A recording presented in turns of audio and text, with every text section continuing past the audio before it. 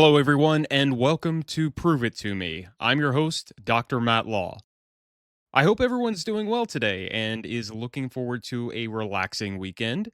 Perhaps you'll take a walk outside, enjoy some time with family or friends, or just stay in your PJs, pet your dog, and binge watch a good show, or enjoy some good old American football. Whatever it is, I hope you are able to put yourself in a good mental spot this weekend, away from the hustle and bustle of the week.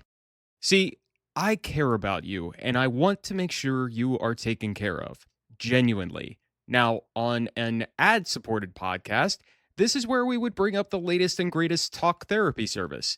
As of this recording, this is not an ad supported podcast. It is a Dr. Matt Law supported podcast. So today, I have the next best thing for your mental well being. My guest today is a licensed marriage and family therapist, workplace mental health consultant and trainer, and certified professional life coach at Building Families According to Pattern, LLC. With a background in environmental engineering, she brings a systems thinking approach to corporate mental health, designing strategic coaching and training solutions that reduce stress, build resilience, and enhance well being. She partners with organizations to advance psychological health and safety, crisis response, and leadership development, driving employee engagement, retention, and performance. She has delivered high-impact keynotes and technical presentations for the ASSP, NSC, General Motors, Veriforce, Georgia Safety Conference, and more. Since 2022, she has led mental health initiatives for L'Oreal, facilitating programs for emergency response teams, frontline leaders, and HR professionals.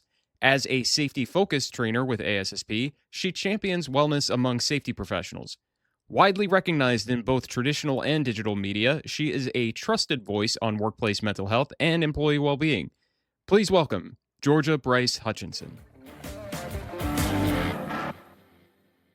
Hi, Georgia. Welcome to the podcast. So glad you could join us today. Thank you so much for having me, Matt. I'm excited to talk to you today. You've got a very interesting background, a lot of interesting things that I think we can talk about that are going to be very relevant to health and safety professionals in a very interesting way. So let's just start there. You have a background that is really unique to the guests that we've had on this podcast. Plus, many of our listeners come from that environmental safety and health field and may not initially get how your background and your role relates to what we do. So tell me about your background and how you got into working in this space.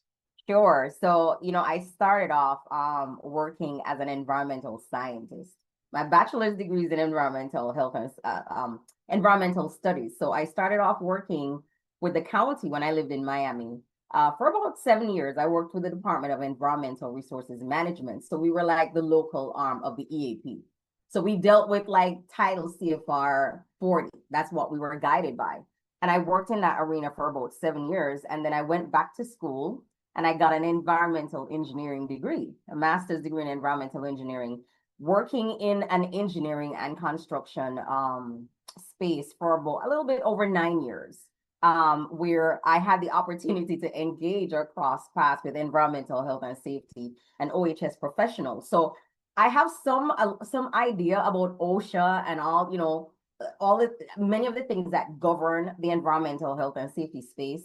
And interestingly enough, that's where I met one of my very good friends who's an EHS professional. We maintained relationships over the years, and in a sort of way, she was my segue into getting into the space where I'm dealing with this particular arena.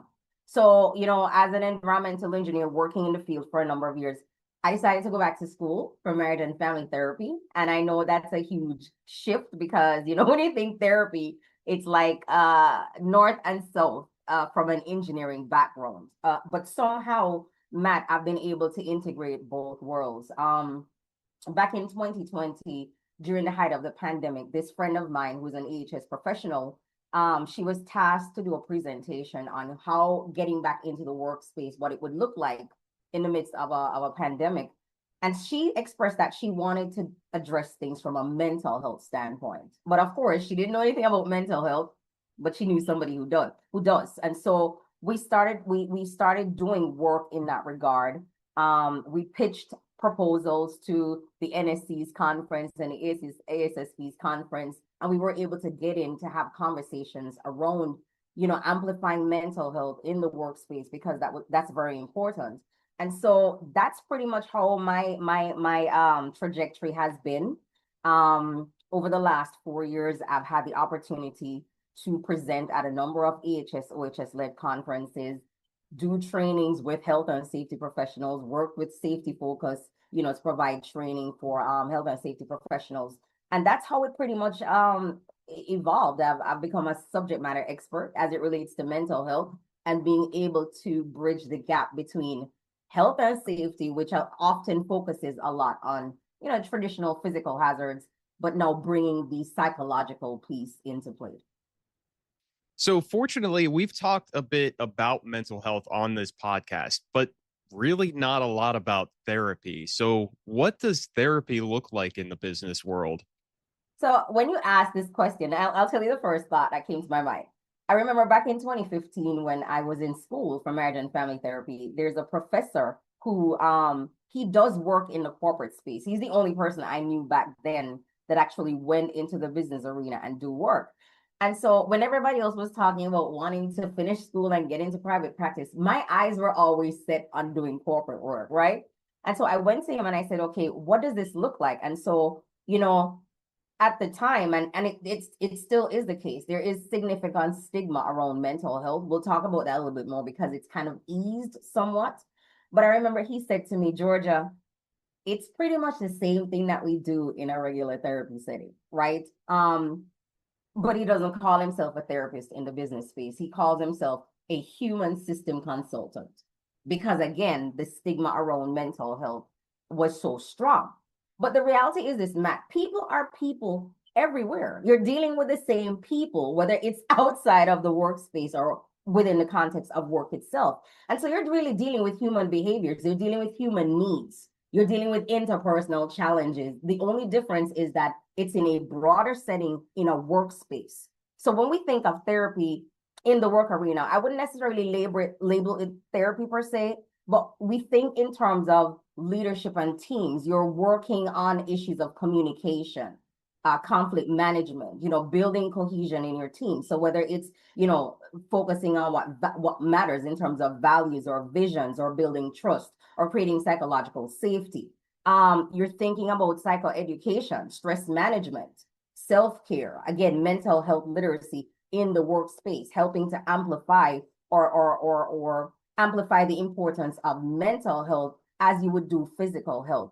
And then you're looking at a systems approach. You're addressing the impact of the environment on the worker, right? So we know about, in your arena, you talk a lot about exposure and risk mitigation and psychological hazards, physical hazards, psychological hazards. So a lot of what I would do in my capacity, it centers training, it centers speaking, it centers probably having group sessions or wellness coaching, but it's the same kind of dynamic as you would do outside of the work environment in a therapy space. It's just bringing it into a broader setting. That's all. I want to go a little bit off script here just to say I think this is absolutely fascinating. And it's been interesting to watch the safety profession evolve over the years. We have barely scratched the surface on these topics. And I think there have been a lot of different attempts at doing that in different spaces, whether it be behavioral based safety or psychological safety. And like I said, we barely scratch the surface when we talk about these things. What this profession really needs is to be able to rely on subject matter experts from outside of our realm, like yourself, to really dig into these topics. And I'm so excited that you're here today to talk about these things. Yeah, and I'm happy to be here. And I've always maintained, in all the forums I've been in, one of the things I've always maintained is that we're not necessarily asking health and safety professionals to become mental health experts. No, you have people like me to partner with. And there are lots of people in my field who are willing and open to get in with you in the trenches to take care of this part of the human experience. Because again, Matt, You're dealing with people. You can't separate the person from the worker. The person is bringing him or herself into the workspace, and you're still dealing with that individual with the same unique needs, the same unique challenges, the same unique behaviors that's confronting them on the outside of work. Yeah, yeah, absolutely. Now, earlier you had mentioned the pandemic sort of in Uh-huh. passing in your experience. And I know, like myself, probably most folks are tired of talking about the COVID pandemic. But in this case, it might actually be a pretty crucial factor.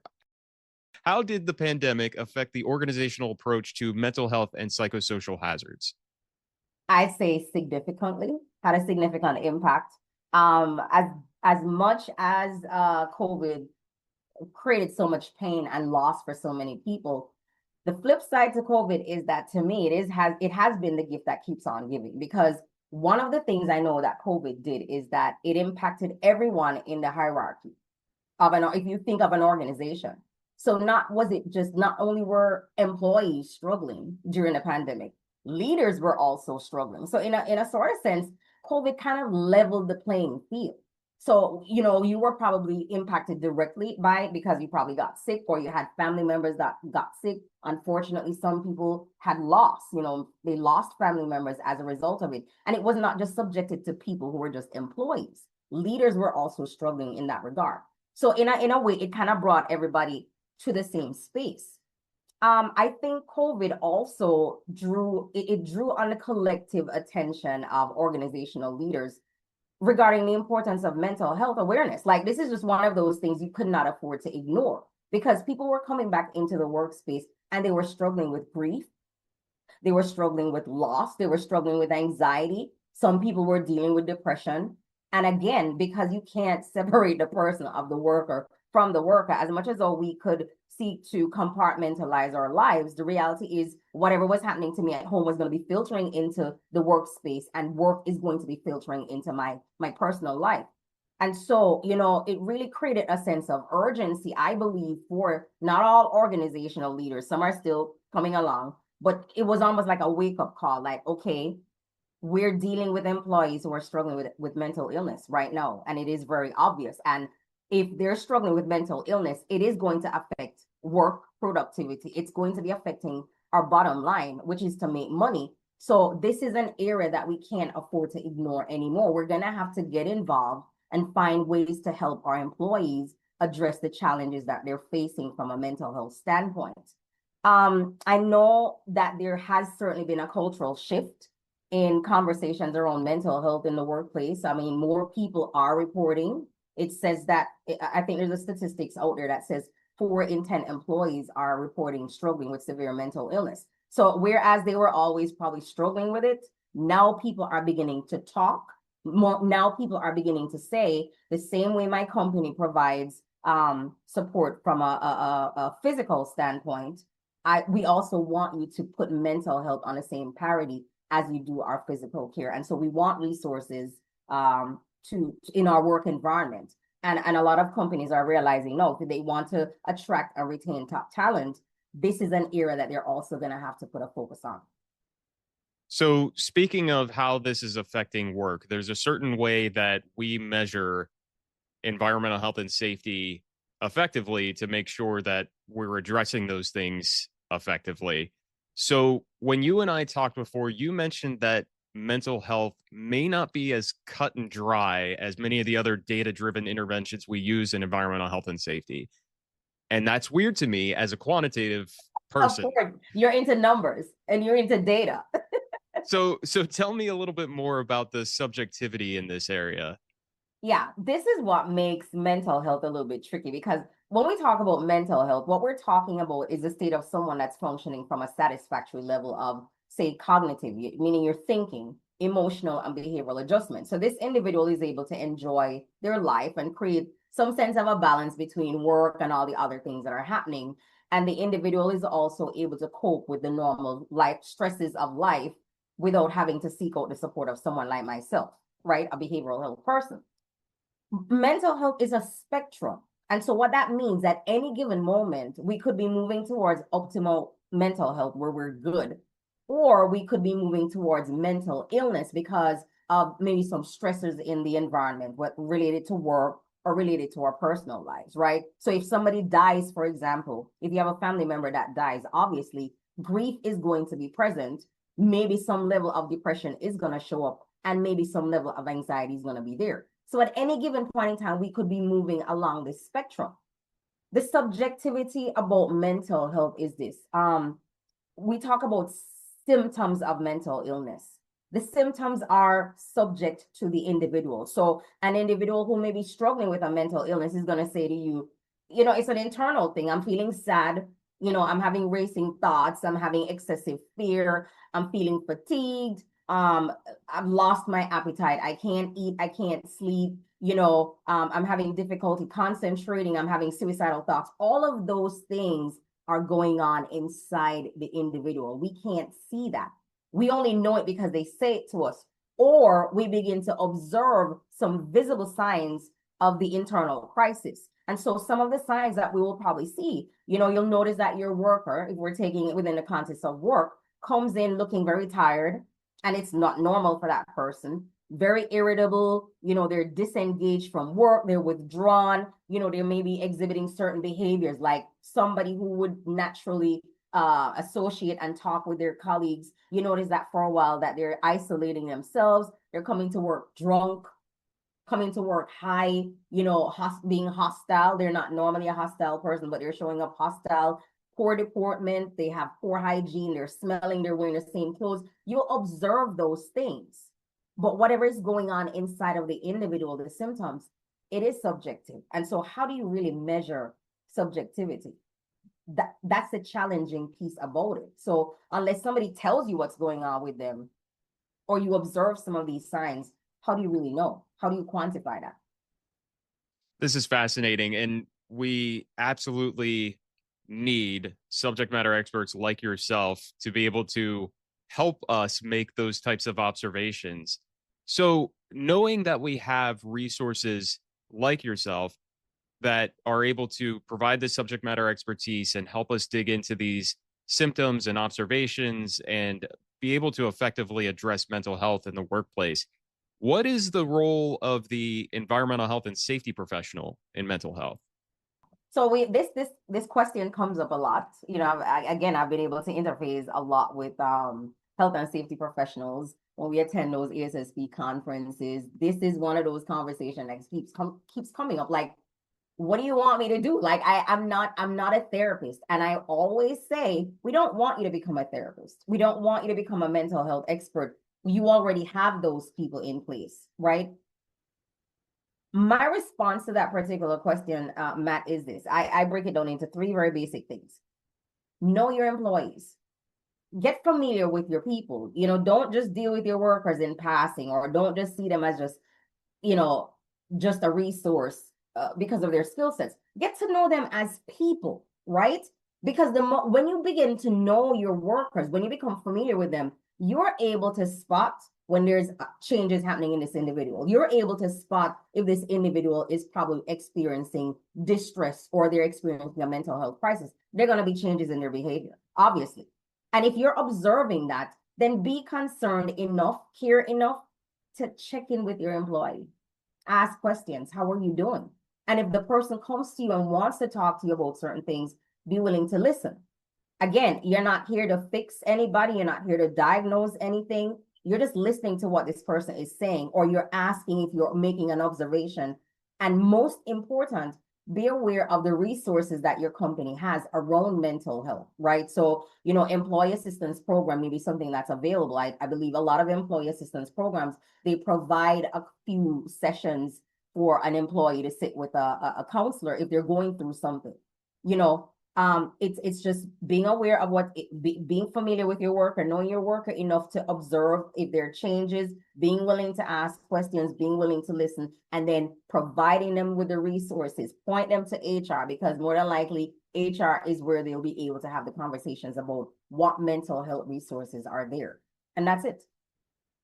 This is an important conversation that I think we've had in several different contexts in this profession. I know there's a lot of talk about making observations the humanistic side of safety. No, being able to deal with the human. And part of our jobs really is to continually make observations in the workplace.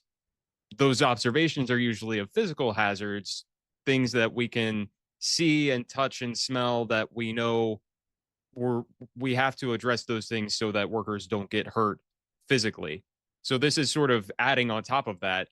Yeah. We need to look for Really, these it's really expanding the narrative. I've always maintained that's what it comes down to. And it's not like I'm going in, Matt, to go like I'm just walking around with my glasses looking to see if anybody is falling apart. You know, if you have a worker who's always come to work, they do good work, they're focused, they're on time, and you observe this person coming to work for the last couple of days, looking, their affect is different. They seem exhausted, or they seem out of it, or they're wearing the same clothes that they wore the last couple of days, or they're smelling, or they're just not doing work as they used to. The quality of their work is going down. You're able to just check in with that person. That's really what it is. It's not you're intentionally looking to see is somebody going through a crisis. No, it's just observing. Matt's not showing up the way he always does. There's something different about him. I wonder what's going on with him. I want to check in with him. That's it. makes sense. Absolutely. Now, what I do have to say is that this podcast has been primarily about research. So, can you tell me a little bit about how research informs your work? Oh, 100%. So, number one, I rely heavily on research to be able to know stats. So, yeah, we do deal with data. We're not, we want to know what's happening, right? So, the state of mental health in the workplace, or just in general in the United States, because that's where we are, or globally, right? There are several organizations that I personally will look to gather information, such as the National Alliance on Mental Illness. There's a lot of information they put out in terms of, what are some of the mental illnesses that's common, and maybe the percentage of the population that might be dealing with this thing. The Centers for Disease Control also provides information on mental health. The World Health Organization, from a global standpoint, they provide details or statistics or data on the state of mental health in the world. Resources as well. What are the mental health resources that are available? We rely on research for this kind of information. And we also rely on research for evidence-based practices that informs how we show up in the therapy room with our clients, right? What are some of the practices, or what are some of the approaches that are best to help our clients navigate the challenges that they're dealing with? So research does inform us. I mean, when I did my program, there were people in my program that moved on to get a doctorate degree because they wanted to focus on the research side of things. So our field is significantly informed by research. We can't do without you guys. So I'm glad that you're able to utilize research for this role and your work. A lot of times there are disconnects between research and practice. Between researchers, academics, clinicians, practitioners, we all have this very important role to play. But something that you and I had talked about before is that we sometimes become siloed. So, what is the problem here? And in your experience, how do we overcome this issue of siloing between all of our different roles? Yeah. You know what, Matt? I just think it's a human nature to be completely preoccupied with our individual assignments, especially if it's something that you love to do. You're gonna be just focused entirely. We could put you in a room, like I'm in my private practice room every day working with clients, and I am perfectly fine just working with my clients. I have blinders on, I don't see anything else but my clients. So I think it really is a human nature to be like that, to tend to become siloed. I think collaboration takes intentionality. We got to be intentional if we want to collaborate with people. And I think it's also one of the things is that we may lack clarity about the value that we are adding, or the value that we need to seek out from others, right? So we don't necessarily see a pathway to connect, or we're not looking for a pathway to connect. So the people are in the lab doing their research. You're not necessarily looking, how can I connect the results that I'm getting to what's going on the outside, right? or providing the resources that I'm creating here to practitioners that may need it. We're not looking for those pathways intentionally. So how do we overcome it? I mean, I'm thinking it's important to maintain the big picture. We have to remember why we're doing what we're doing. Am I just doing research because I want to do research? What's the end game to the research that I'm doing? And what is the value that I'm looking to serve the community that's around me? How do I wish to add value to a practitioner like myself, right? And how do I, as a practitioner, obtain value? Because there's something that I need to do too. I need to step out of my little circle or my world to go get information. I know working within the context with environmental health and safety professionals, I know for you that that's very important. I know data for you is very important. And I respect that. So because I respect the fact that this is something that's important to you, I'm going to seek to engage you in that regard. I think it's important for us to integrate more. We need to put ourselves more in diverse rooms. So like doing like a crossover of some kind to discover value that's available and how I can provide value, right? So for me, like when I show up to a ASSP conference, I know that I'm going to be talking about something that's centering mental health and human needs and human challenges always. But I also go sit in other sessions where I'm learning about what else it is that's available or another area in which I could serve. I can't serve as a practitioner effectively if I'm not cognizant of what the needs are outside and what are the other resources that are available to help me become more effective at what I do. So I just think at the end of the day, we got to be, again, make sure we understand why we're doing what we're doing, but also how does what we do impact the bigger world around us, and how can we bring that information or bring that information out or bring that information in? That makes sense? Yeah, absolutely. And an observation that I've made is, I have the benefit of being a practitioner that has turned into a researcher. So I know the value on both sides of the fence. But I also see, even for myself, the temptation to silo myself within that research. It's so easy for us to, and this is, I've talked about this before. Oftentimes, the product of research is that we need more research. And and we end up putting ourselves in this endless cycle of just doing continuous research. And eventually, if we aren't able to get ourselves out of that cycle, then that's just all we do, and it never ends up being useful to practice. Mm, And but I think it's on all sides of the fence here, it is. and there's an obligation for all of us to be able to cross that fence and make those connections and effectively integrate with each other.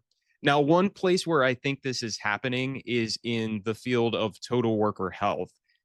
So, and I know that these efforts are being made to cross fences. We have researchers, practitioners, clinicians, all of these different folks that are doing work in total worker health.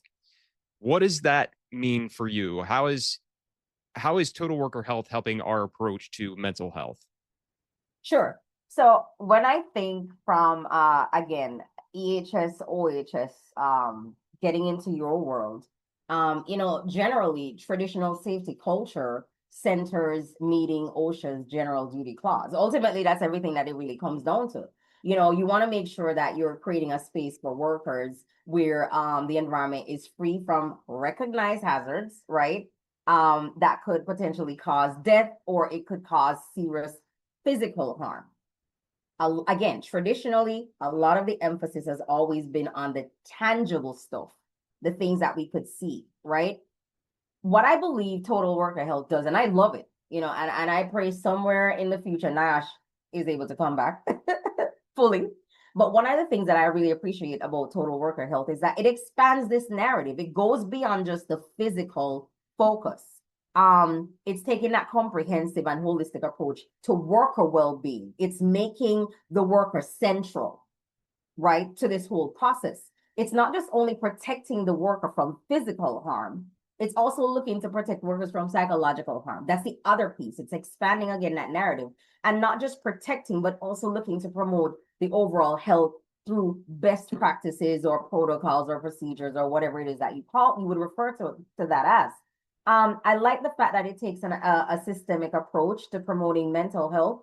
And so it's looking at the needs of workers, not just in the workspace only, but I think it considers how work impacts people outside of the workspace and how, again, what happens outside of the work environment with individuals may flow into the work environment itself. So I value total worker health because, as the name suggests, it's total worker health. We're not just looking at physical needs or physical protection. We're looking at this individual as a comprehensive, multi-dimensional being, because we are.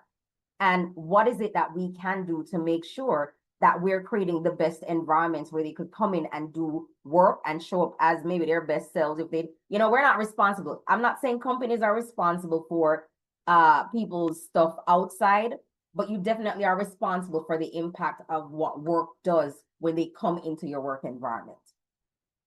Yeah, absolutely. I am obviously a huge advocate for total worker health, and this discussion that we've had today is a huge part of that. And there's a ton of value here. Now, this next question, I think we've touched a little bit on already, but maybe it's maybe this is an opportunity to just kind of put it to bed. Let's talk about research to practice. So, in your experience, what are the challenges in research to practice? Why do we have these disconnects, and what can we possibly do better? Yeah, so again, I really think it comes down to there's not a clear path between value added and value needed, right? As a practitioner, I am not fully aware, or it could be that I'm not fully aware of what research has to offer to me, right? And as researchers, you may not be fully aware of what it is that you do and how it could benefit somebody on the outside like myself. So we need to create a clear path. We need to be able to recognize that there is value to be added. So whatever I'm doing over here in research, I want it to have, it needs to have meaning. I'm not just, like you're saying, you're not just going, in your own world and you're just going down a rabbit hole because research requires more research. Okay, what are we doing with the stuff that we're getting? What are we going to be doing with the information that we're gathering? What are we doing with the conclusions and the results that we're obtaining? And how is it beneficial or applicable to the world outside of my research lab, right? And if as a practitioner, I am limited in my understanding or my ability to serve my community effectively, and I can get resource from research to help with that regard, then I'm obligated to go get that information. So I just think we need to create a clearer path. This siloed approach that we talked about before, I think, again, not much communication between the researcher and the practitioner. We need to communicate more. So does it mean that we need to probably create more forums in which we're intentionally saying we're bringing our goods to you and I'm coming to you to get your goods to see how what you have could sync with my needs? Are the results, and I thought about this too, Dr. Matt, are the results being presented in a language that makes sense to practitioner? Because let's Yeah. be real. I mean, you guys are, it's like lawyers. The language, you have your own language that you as researchers understand. Hmm. The rest of us are clueless. So is the information palatable? Does it make sense? Can I digest it? Can I break it down so that it makes sense in my world to then be able to use that stuff? So maybe we probably need to do a little bit better at that. And integrating, again, putting yourself in diverse rooms where researchers are present, practitioners are present, educators are present, leaders are present. Let's come together in the same space to see the value that we can add to each other. Yeah, and I know, so the value conversation is extremely important here. There's a part to this, and in speaking from the researcher perspective, there's a couple of different ways that we need to get out of our own heads about this. Number one is that language that you're talking about. It's very important for us to be able to translate research in a way that makes sense to the practitioner. I am You know I'm what? a You tell me, what is that about, though? yeah. What exactly is that about? So I'm a self-taught statistician. I don't even call myself a full bore statistician, but I have learned how to do and interpret statistics for the research that I do. And I look at it every time and I know the work that I had to put into that to be able to understand that. It is my job now that I have that skill set to translate that into something that makes sense.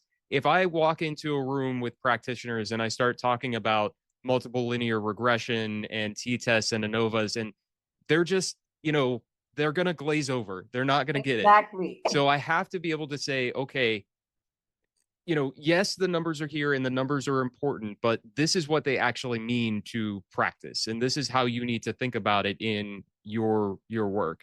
Now, the other thing that I'll say, as far as getting out of our own heads, is that, earlier I had mentioned that a lot of times research gets into this never ending cycle of we need more research, we need more research. Part of that, I think, ends up being a little bit of imposter syndrome and not seeing the value of the research that we've already done. So there have been things that I have published that, when I did the work, I know statistically this isn't a huge impact because of the limitations to the study. And yes, there may be statistical significance, but it's a very small number. But the value of those findings, even though I know more research is needed, the value of those findings, by just communicating that to the practitioners, they have said, wow, this is really good stuff. This is stuff that we need to know to continue to move forward. Let us take this and put it into practice and try it and see if your study holds up. That way the researchers aren't having to do all the work here. There's definitely room for some synergies, I think, between practitioners and researchers to make this an easier process for all of us. And we can't silo ourselves or get stuck in our own heads about it. No, I certainly agree with you 100%. Again, maybe it's being a little bit more intentional with getting into the same spaces Mm-hmm. and having more conversation. Yep. Yeah, absolutely. Now, the last thing I want to talk about, I know we wanted to discuss something that's important to you that you're going to be working on very soon. As a matter of fact, I think you might be working on this already. So when you and I spoke before, we had discussed critical incident response and helping workers after a traumatic event. Now, for me, I continually advocate that environmental health and safety professionals should be focused on prevention and not response. We're not the heroes that fly in and save the day when something bad happens. We're the ones that keep the bad from happening in the first place, even though it's not as visible or as sexy as emergency response. No one writes an action movie about safety professionals. So even so, it's important to talk about this response, and especially from a mental health standpoint. So tell me what this means for you and your work now and in the future. Yeah. So Matt, I really believe reflecting and planning for incident response is just as important as focusing on incident prevention. Because the truth is, whether we want it to happen or not, accidents, incidents, near misses, whatever you refer to them as, they happen. Even with the best of prevention practices and protocols, you still have those things happening. Why? Because you're dealing with humans. Your technology could be good, your machinery could be good, your equipment could be good. The one anomaly or that one variable is always a human being. And so we know for sure that there is a clear connection between someone's psychological state and the risk of injury or a fatality occurring, right? If your head is not in the game from an emotional standpoint, if you're at home and you are dealing with marital issues, or your kids are giving you a hard time, or you have parents who are sick and you're having to attend to that, that is something that weighs on you, even coming into the workspace. And you could compartmentalize your life as much as you want to, or try to. The capacity for you to experience an injury is going to be higher when you are not when you're not psychologically present in the moment, right? We can't separate the person from the worker. I think it's cognizant that we recognize this, that more people are coming into the workspace where, again, 4 out of 10 is complaining or are complaining that they're struggling with severe mental illness, whether it's anxiety, depression, substance use, whether it's suicidal ideation. There is a significant increase, especially since COVID-19. We know that to be a fact. And so the risk of a traumatic event occurring is a lot higher now than it was maybe a few years ago.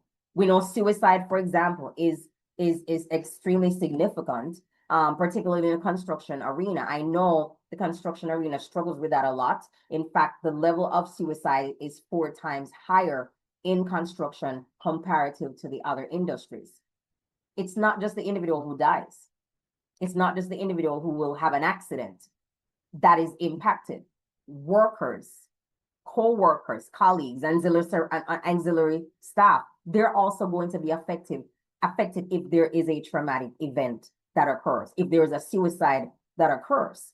So, in my capacity at the moment, I am working on an individual level. I deal with stress management, coping strategies to address mental illness, promoting self-care, doing psychoeducation. And then at the organizational level, I will go in and I will do trainings or presentations, webinars, etc., with the intent of amplifying literacy around mental health and what a crisis response could look like from a very basic standpoint. And then also promoting psychological health and safety in the work environment. But one of the things that I also considered when I did I spoke on a panel at the ASSP conference recently in Orlando, and we were talking about suicide prevention and what's the role of the EHS professional. And one of the questions I was asked is, in the aftermath of a traumatic event, how do we respond? What do we do? And it had me thinking that this is something that we also have to give credence to, because again, your incident response typically focuses on addressing the physical things that have happened in the environment. Not much credence is really given to then how do we support our workers, because there's going to be an impact. There's either going to be post-traumatic stress disorder that you're dealing with, or some kind of stress is going to be affecting your workers. What do we have in place to take care of that? And what you provide could vary, but the conversation needs to be had. And I believe the same way you would have an incident response plan in place to address all of the physical implications, it's also important that there is something that you have on the books, some kind of protocol that you have in place to take care or tend to the mental health concern of your workers. And not just your workers, your leaders who are going to have to take the lead in the event something happens. I had a conversation with an EHS. I think he is the head of the department, if I'm not mistaken, and he was sharing about an incident that occurred a few years ago. His company was typically rated as one of the safest companies, but an accident occurred and somebody died on the spot, and there were workers who were working in conjunction with this individual when it occurred. And I remember he mentioned to me, of course, that became his responsibility. And he had to set aside himself and all of what he was dealing with, the trauma from the experience, the shock of the experience. He had to push that to the side because he had to give his full attention to everybody else and everything else that was happening. And when I asked him, what would you have done differently in the aftermath? He said, at least in the first 48 hours, I would have taken a time out, paused, go sit in front of somebody and have a conversation about me, right? He said, I had no idea about this.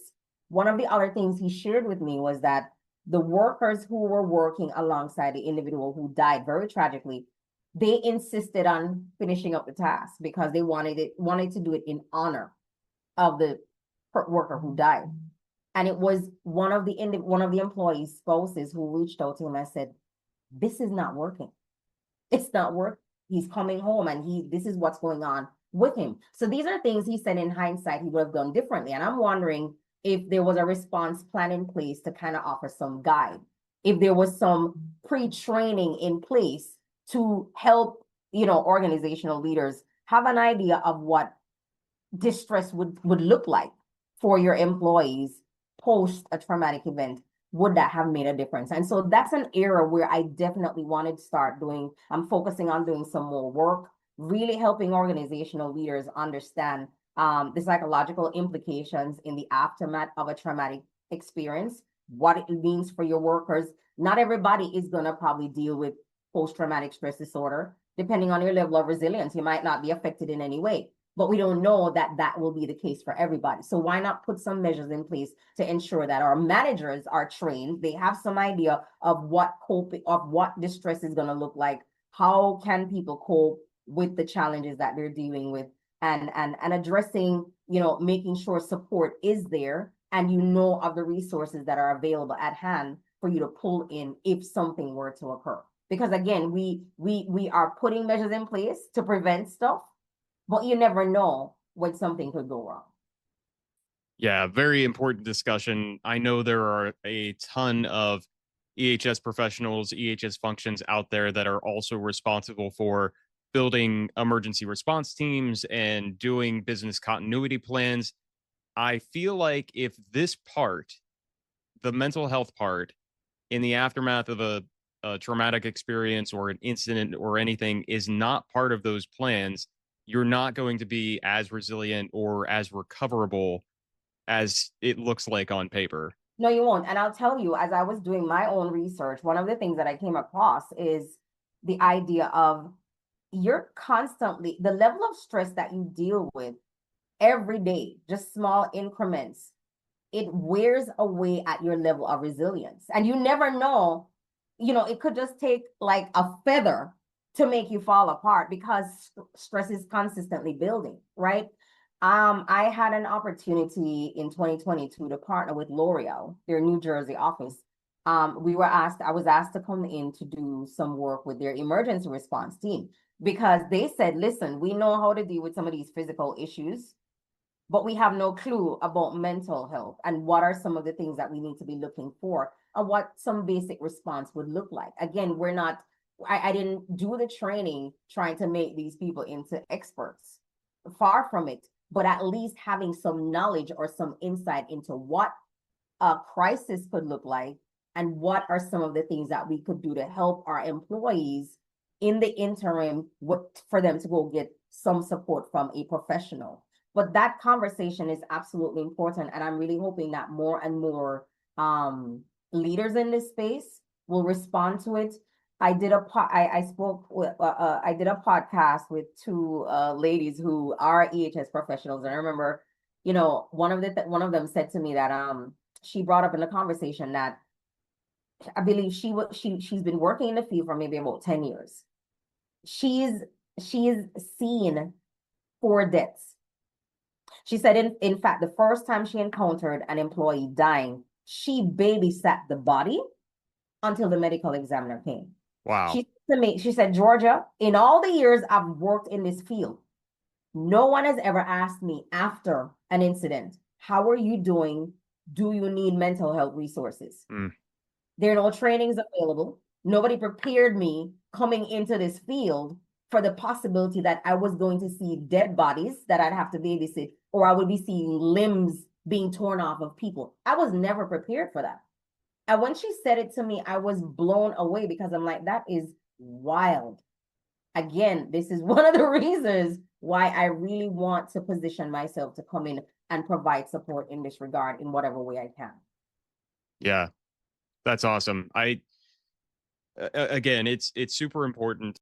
As much as EHS professionals need to be focused on the prevention part, we are also in that position where if something does happen, we probably will find ourselves sitting there with an injured person or, God forbid, a body.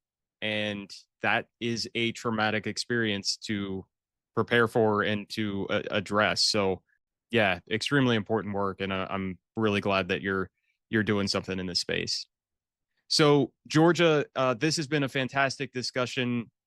Where can folks connect with you and learn more about you and your work? Sure. So I am prolific on LinkedIn. It's a matter of just reaching out to me, sending me a message in inbox on LinkedIn. You could do that, and you can also visit my website, where you can connect with me on my website as well. That address it's simple, BFAT PLLC.com. It is the acronym for my business, Building Families According to Pattern. Okay. And I will make sure that we put that link in the episode notes. So, Georgia, thank you so much for coming on the podcast today. This has been a fascinating discussion, and I'm so glad that we have folks like you that are bridging these gaps between the EHS profession, practice, research, and mental health. And I think it's I think it's important work that we're going to have to explore moving forward. So, thank you for being here today. Thank you for having me, Matt. And I definitely enjoy being with my In fact, I'll tell you, I spend more time with my EHS and OHS professionals than I do my actual colleagues in therapy. I think maybe because of my engineering background, that's where I started. So for you, you guys are like family for me, honestly. So thank you for having me. I really enjoyed our conversation. And again, I am committed to doing whatever I need to do in my capacity to help support this environment. Awesome. Awesome. Well, thank you very much for coming today. I know this will be an interesting discussion for our listeners. So, and definitely invite our listeners to follow up and connect with you. Folks, in all seriousness, I am a huge advocate for therapy-based approaches to mental well-being. I used to think I didn't need it, then I tried it. Sure, I have close confidants that I can vent to about all my frustrations, but there is nothing like talking to someone who is clinically trained to help you through your quirks, your hangups, and everything else you have going on. And yeah, we have to think about this for our workers too. If you have questions about how this approach overlaps with workplace safety, I definitely encourage you to reach out to Georgia. As always, if you have research that you want to share on this podcast, whether it's your own or just a really cool study you found or some research you've been able to effectively put into practice, send me an email at contact@proveitpod.com. Until next time, I'm Dr. Matt Law. Thanks for listening to the Prove It To Me podcast. Take care and stay safe, everyone.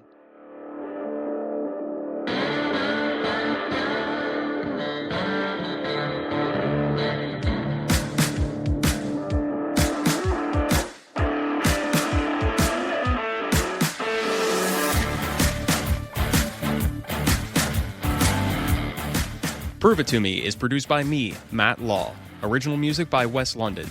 You can find this podcast on Podbean, Apple Podcasts, Spotify, YouTube, Amazon Music, and iHeartRadio. Like what you've heard so far? Please like, subscribe, and follow wherever you get your podcasts, and leave a 5-star review on Apple Podcasts. Got questions about what we talked about or research that you want to share? Send an email to contact@proveitpod.com. The views and opinions expressed in this podcast are those of the host and its guests and do not necessarily represent the official position, opinion, or strategies of their employers or companies. Examples of research and data analysis discussed within this podcast are only examples. They should not be utilized in the real world as the only solution available, as they are based on very limited, often single use case, and sometimes dated information. Assumptions made within this discussion about research and data analyses are not necessarily representative of the position of the host, the guests, or their employers or companies. No part of this podcast may be reproduced, stored in a retrieval system, or transmitted in any form or by any means, mechanical, electronic, recording, or otherwise, without prior written permission of the creator of the podcast. The presentation of the content by the guests does not necessarily constitute an active endorsement of the content by the host.